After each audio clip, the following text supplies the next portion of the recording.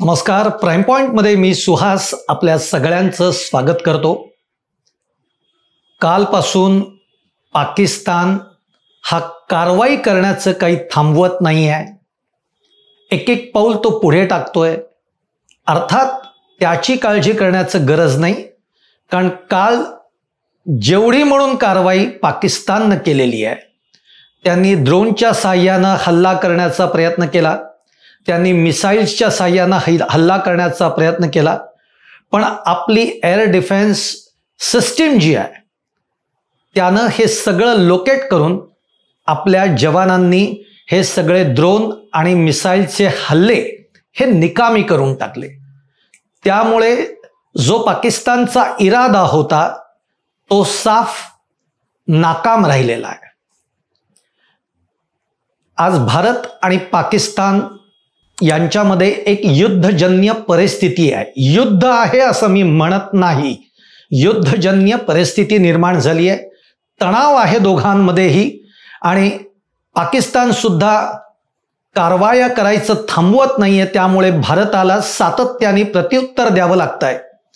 भारताकडून वारंवार पाकिस्तानला हे सांगण्याचा प्रयत्न होतोय की अजूनही तुम्ही थांबवा, कारवाया करणं हे बंद करा, अन्यथा आम्हालाही त्याला प्रत्युत्तर द्यावं लागेल. पण तसं होत नाहीये, म्हणून मी युद्धजन्य स्थिती म्हणतोय, युद्ध म्हटलेलं नाही.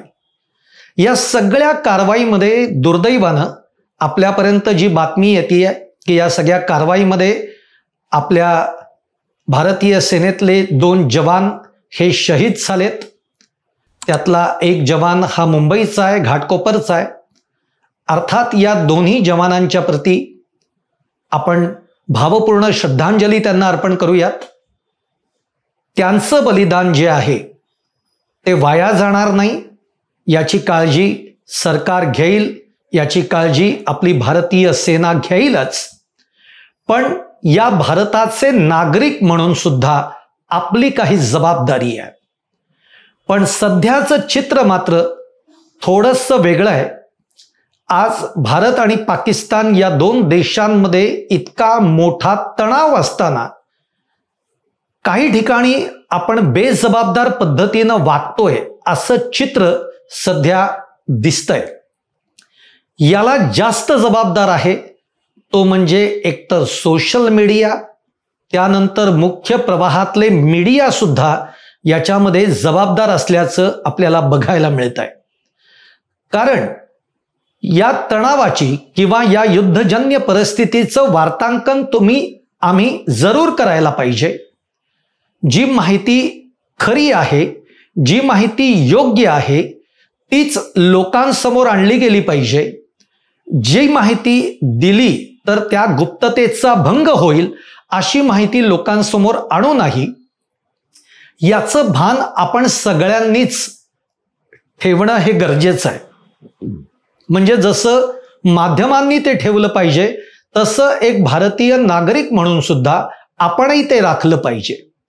आपण काय केलं पाहिजे तर आपल्यापर्यंत जी काही बातमी येतेय ही बातमीची सत्यता काय आहे हे मुळामध्ये आधी पडताळून बघितलं पाहिजे.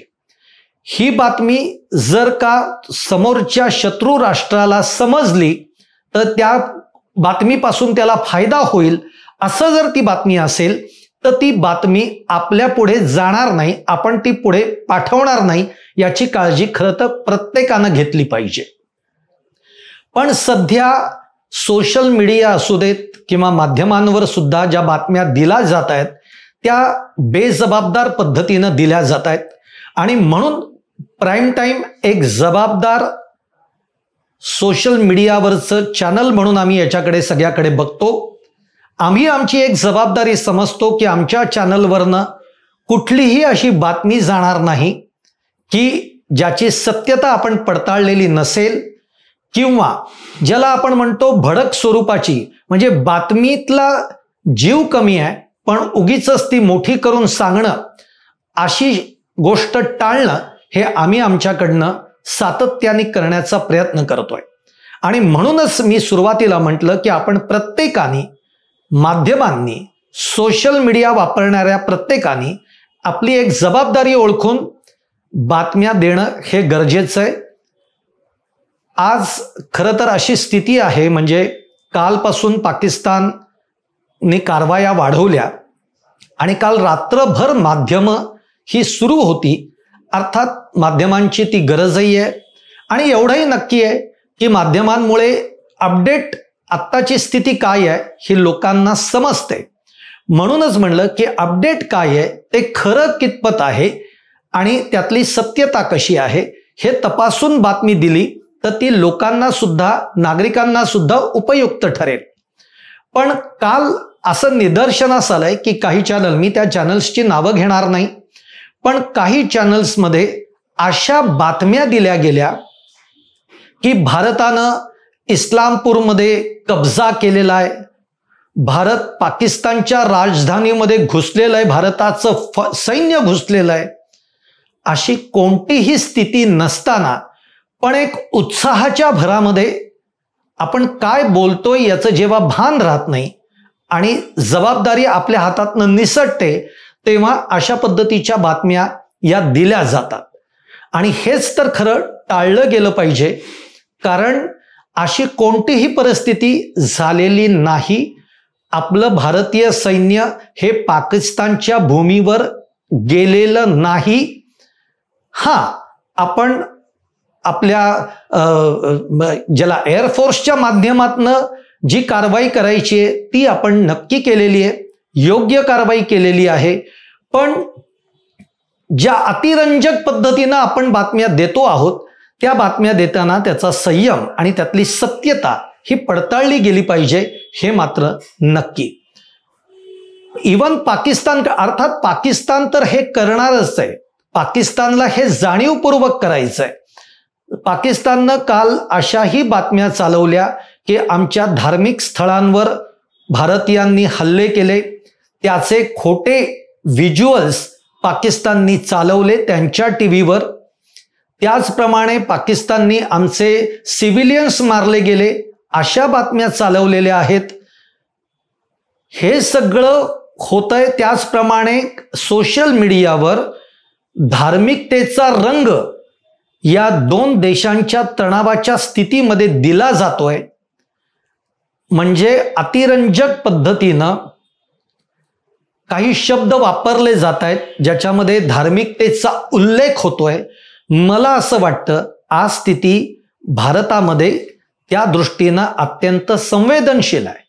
आपल्याला माहिती आहे की पहलगाममध्ये जो हल्ला झाला तो धर्म विचारून मारलं गेलं आणि त्याच्यामुळे मुळात आधीच आज भारतीयांच्या मनामध्ये संतापाची लाट आहे. आणि यामध्ये आपण याच गोष्टींचा गैरफायदा घेऊन जर धार्मिकतेचा रंग देत काही बातम्या आपल्या TRP वाढवण्यासाठी किंवा आपलं रेटिंग वाढवण्यासाठी जर खोट्या बातम्या आपण पसरवत असू तर याचं नुकसान, याचा तोटा हा सर्वाधिक आपल्या देशाला, आपल्या सरकारला आणि आपल्या भारतीय सेनेलाच बसणार आहे. कारण पाकिस्तानला हेच पाहिजे, आंतरराष्ट्रीय पातळीवर हा चेहरा त्यांना समोर आणायचा आहे खोट्या पद्धतीनं. आणि जेव्हा आपण काही बोलतो तेव्हा तेच दाखवून ते हे सांगण्याचा प्रयत्न करणार आहेत की बघा, भारतीय माध्यमांच्या चॅनल्सवर हेच दाखवलं जात आहे की भारतीय सैनिक हे पाकिस्तानमध्ये घुसलाय, म्हणजे यांनी आमच्या विरुद्ध युद्ध पुकारलंय. म्हणूनच मी काल एक व्हिडिओ केला होता की राज ठाकरेंनी जी प्रतिक्रिया दिली, मला वाटतं ती प्रतिक्रिया अत्यंत उतावळेपणातनं दिली. कारण राज ठाकरेंनी सुद्धा भारत युद्ध करतंय अशा पद्धतीचं स्टेटमेंट केलं. मुळामध्ये युद्ध नाहीये हे अजूनही आपण समजून घेतलं पाहिजे. ही युद्धजन्य स्थिती आहे.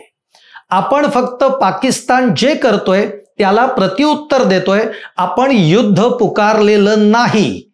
त्यामुळे आज राज ठाकरेंसारखे जे नेते आहेत, जे जबाबदार नेते आहेत, त्यांनी सुद्धा प्रतिक्रिया देताना अत्यंत संयम बाळगला पाहिजे. कारण उद्या पाकिस्तानमधलेच नेते म्हणतील की भारतीय नेतेच म्हणतायत की भारताने युद्ध केलंय, पुकारलंय म्हणून, आणि याचे दाखले, खोटे दाखले देत पाकिस्तान आंतरराष्ट्रीय पातळीवर भारताची प्रतिमा ही खराब करू शकतो. म्हणून प्रत्येकानेच, राजकारणी असू देत, सामान्य नागरिक असू देत, या दोघांपर्यंत जे युद्धजन्य स्थितीमध्ये जी कारवाई होतीये दोघांकडनंही, त्यातली खरी बातमी काय आहे, सत्यता काय आहे, हे दाखवणारी माध्यमं असू देत.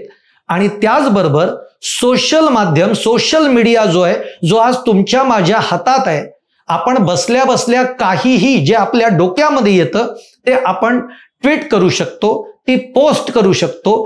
पण ते इतकं सोपं सहज नाही आहे. ते का नाही आहे तर त्याला इतकं लाईटली घेऊ नका. माझ्या एका वाक्यानं सुद्धा अर्थाचा अनर्थ होऊ शकतो. ही काळजी, हे भान आपण प्रत्येकानं ठेवलं पाहिजे. आज माझ्या मते एक असाच सोशल मीडियावरचा एक तरुण जो आहे तो हिरो ठरताना आपल्याला बघायला मिळतोय. माझ्या मते मोहम्मद जुबेर हे त्या तरुणाचं नाव आहे.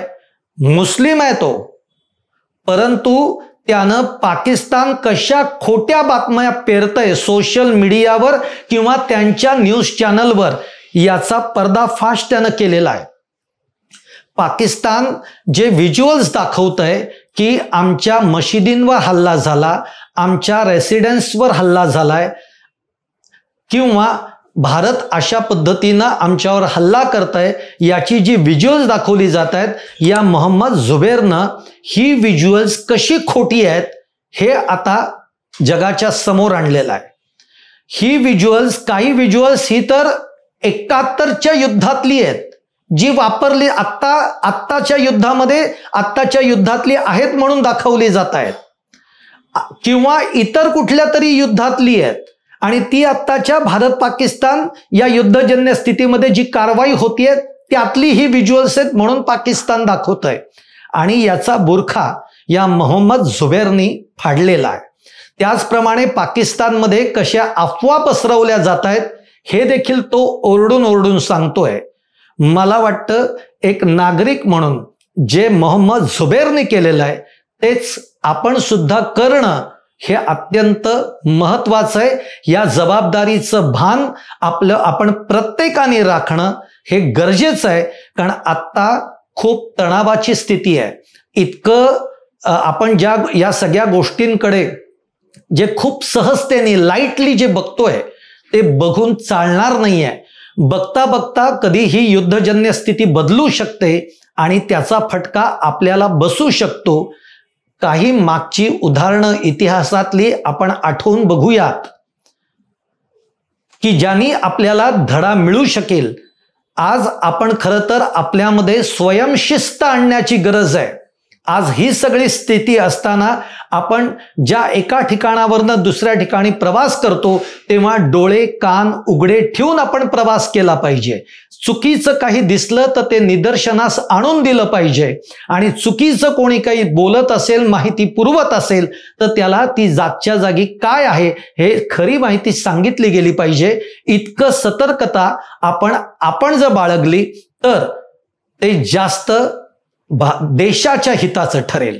त्यामुळे सोशल मीडिया जरी वापरायला खूप सोपा असला तरी तो आपल्या चुकीमुळे घातक ठरणार नाही ना, याची काळजी ही आपणच घ्यायची आहे. आणि माध्यमांना सुद्धा हीच विनंती आहे की तुम्ही नक्की बातम्या आमच्यापर्यंत पोचवा, पण त्या बातम्या सत्य असू द्यात, त्या खऱ्या असू द्यात, त्या सत्यतेच्या कसोटीवर उतरलेल्या असू द्यात.